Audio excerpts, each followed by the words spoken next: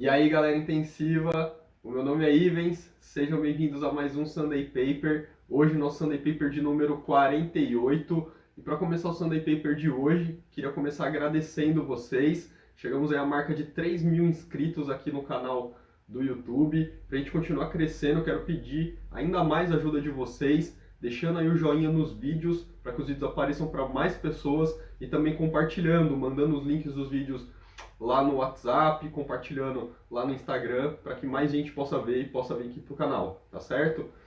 No Sunday Paper de hoje, a gente vai falar sobre os nossos pacientes idosos que passam por uma hospitalização e aí depois como reabilitar esses doentes. Então, o artigo de hoje da professora Helena Volpe, que eu tive o grande prazer de recentemente fazer uma mesa com ela lá no Congresso Brasileiro de Nutrição Parenteral e Enteral, professora Helena Volpe, que mora lá no Texas, lá nos Estados Unidos, em Galveston. O trabalho dela aqui, publicado no Journals of Gerontology, Series A, em 2019, tem um fator de impacto de 4,711. Bom, o que acontece? A gente sabe que os nossos idosos que passam por uma hospitalização, provavelmente eles vão ter aí um grande declínio funcional. Aquela ideia que a gente tem de que as pessoas vão para o hospital e saem melhores do que chegam, ela não é muito bem a realidade, principalmente para os idosos. Os idosos que passam por uma hospitalização, eles vão sair um degrau abaixo, de uma forma ou de outra, e quanto pior o cuidado que a gente der para eles, maior esse degrau aí que eles vão cair. Então, esse declínio funcional pelo qual o nosso doente geriátrico, né, o nosso doente idoso passa, vai levar a uma perda de independência, a institucionalização desse doente numa grande maioria das vezes, e é isso que a gente não quer, né? E por que isso acontece durante a internação? Porque o nosso idoso passa muito tempo inativo, ele fica muito tempo na cama, ele não se movimenta, ele não anda, ele não faz exercício durante a internação, ele pode muitas vezes evoluir com uma desnutrição, isso quando ele já não interna desnutrido, né? Aqui no Brasil, 50% dos pacientes são desnutridos durante a internação hospitalar, e também a polifarmácia, que é um problema muito comum dos nossos idosos, não só durante a hospitalização, como em casa também. E isso pode levar o nosso doente a maior taxa, né, de readmissão hospitalar, de reinternação hospitalar, principalmente nos 30 primeiros dias pós-alta do hospital, e também a maior taxa de mortalidade. E a reabilitação? Como fazer a reabilitação desses doentes? Então aí, proteína, exercício e testosterona seriam aí as nossas condutas de escolha para esse grupo de pacientes, mas o grande problema é que falta evidência de qualidade, tanto para a proteína quanto para o exercício, e mais ainda talvez aí para o uso da testosterona. Então, como a gente tentar melhorar isso? Desenvolver, entender, né, as intervenções para melhorar essa recuperação funcional do idoso pós-hospitalização. Então aqui o trabalho da professora Helena Volpe, o que ela fez? Pegou os pacientes com mais de 65 anos, os pacientes idosos, que estavam sendo internados por alguma condição clínica aguda, então não pacientes cirúrgicos, somente pacientes clínicos, tá? Que não eram dependentes em casa, que eles ainda conseguiam caminhar, que eles ainda tinham uma certa independência em casa. Dividiu a intervenção em 4 grupos, então a gente vai ver os 4 grupos de intervenção que teve, e um grupo controle, que é um grupo que fazia uma suplementação com suplemento isocalórico. Quais foram os desfechos que ela quis ver aqui, que ela quis estudar? Então, o primeiro desfecho funcional, SPPB, Short Physical Performance Battery. Segundo desfecho, né, desfechos secundários, na verdade, composição corporal, as AVDs e a reinternação hospitalar desses doentes nos primeiros 30 dias pós-alta. Então ela pegou lá os doentes que estavam passando por uma internação aguda, esses doentes muitas vezes passando por desnutrição, inatividade física, e aí levava a perda de massa muscular, perda de força. E aí, no momento da alta hospitalar, né, então isso é importante, a intervenção não era dentro do hospital, era somente após a alta, né, no momento da alta em diante. Então esses pacientes eram randomizados aí em 5 grupos. Um grupo controle, que era o grupo que recebia o suplemento isocalórico, né, o placebo. Um grupo intervenção, que recebia o whey protein. Um outro grupo intervenção, que fazia um programa de reabilitação em casa, então exercícios orientados para serem feitos em casa. Um terceiro grupo intervenção, que fazia o exercício em casa mais o whey protein. E o quarto grupo, que tomava uma dose de testosterona no dia da alta hospitalar. E aí, esses grupos eram desenhados, né, para ou melhorar a nutrição ou melhorar o nível de atividade física dos doentes, procurando melhorar a recuperação da massa muscular e da capacidade física, tentando melhorar a independência, as AVDs e a qualidade de vida desses pacientes e diminuir o número de readmissões hospitalares.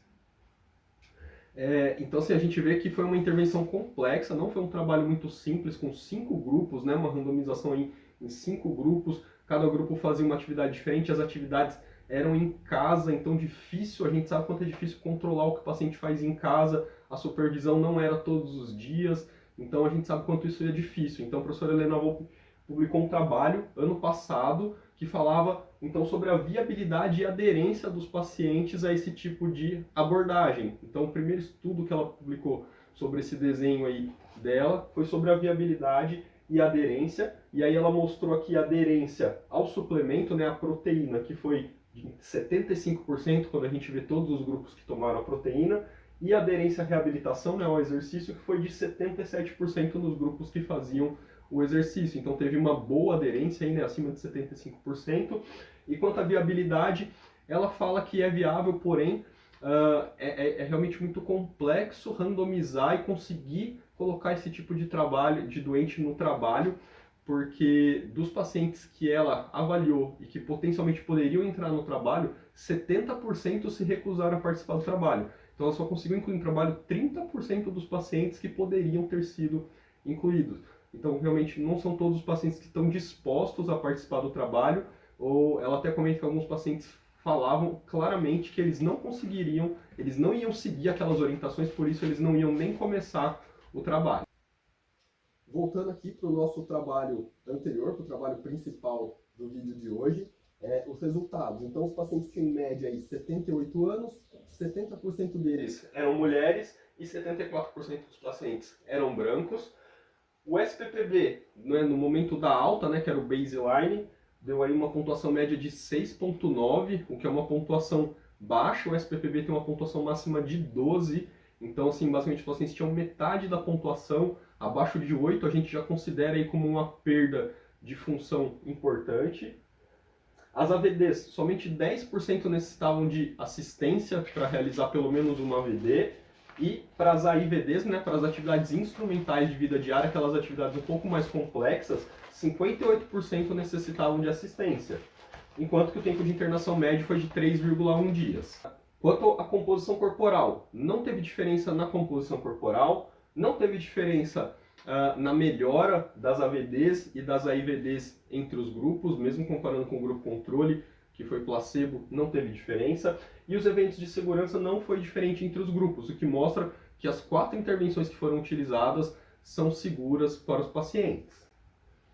Aqui a gente vê a melhora no SPPB, no Short Physical Performance Battery. Então a gente vê aqui que o grupo placebo melhorou em torno de 1,25 pontos, enquanto que os grupos que tiveram intervenção tiveram uma melhora maior, né? Todas as diferenças foram significativas quando a gente comparou aqui intervenção com o placebo. Então a gente vê aqui que o que teve menos diferença foi o grupo que fez só o exercício em casa, e os grupos que receberam whey mais exercício e testosterona tiveram uma melhora aí parecida, acima de 2,5 pontos, tá bom? Apesar de ter diferença entre intervenção e o placebo, né? O placebo era só 20 gramas de carboidrato de maltodestrina que os pacientes tomavam, só para não saber, né, quem que era o placebo, quem que era o grupo que recebia o whey. Então, a gente vê que mesmo o placebo, ele ganhou mais que 1 ponto no SPPB, o que já é clinicamente significante para o paciente. Mas os outros grupos tiveram uma melhora aí que foi pelo menos, né, de 2 pontos, né, que é o dobro do mínimo significativo.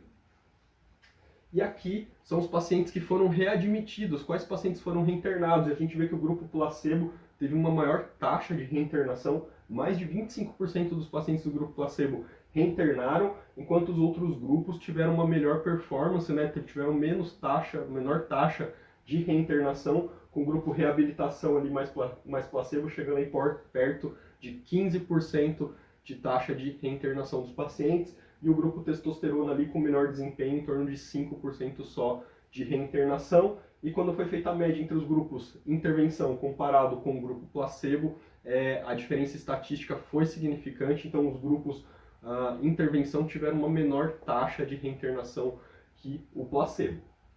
Então, conclusão, suplementação proteica, exercício em casa e as intervenções com testosterona são sim seguras, aceleram a recuperação do doente, a gente viu uma maior melhora no SPPB e reduz as taxas de readmissão, de reinternação nos doentes geriátricos. Tá certo, pessoal? Então, esses dois trabalhos, na verdade, né, um de viabilidade e aderência, esse outro agora mostrando os resultados clínicos, mas dois estudos menores para um terceiro estudo e para um próximo estudo que vai vir, que é um estudo maior realmente com a amostra calculada em cima desses resultados. Então a gente está aí à espera desse próximo trabalho. Então, espero que vocês tenham gostado. Já deixa aquele joinha aí no vídeo, ajuda o vídeo a aparecer para mais pessoas. Se inscreve no canal, já deixa o seu clique aí no sininho para você receber a notificação dos próximos vídeos e deixe seu comentário. O que você achou? Você acha que é viável esse tipo de intervenção? Quais dessas intervenções vocês acham que conseguiriam realizar aí na realidade de vocês? E como que está a realidade dos idosos de vocês? E eu espero vocês no próximo Sunday Paper. Até lá!